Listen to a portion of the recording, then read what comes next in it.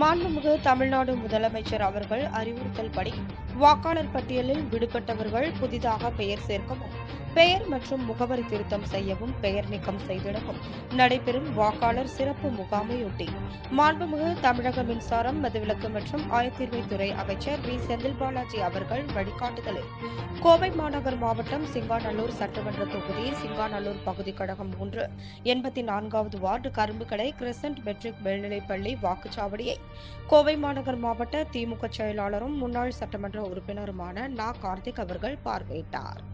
உடன் சிங்காநல்லூர் பகுதி 3 செயலாளர் ஷேக் அப்துல்லா, 84வது வட்டக்கழக செயலாளர் அமானுல்லா, 62வது வார்டு செயலாளர் நியான்குமார், பாரதி நகர் செல்வம், காஜா உசேன், சிக்கந்தர் பாஷா, ஷாஜகான், பஷீர், முஜிபுர் ரஹ்மான், கழக நிர்வாகிகள், திமுக கழக BLA 2 வாக்குச்சாவடி முகவர்கள், அரசு அலுவலர்கள் மற்றும் பொதுமக்கள் பங்கேற்றனர்.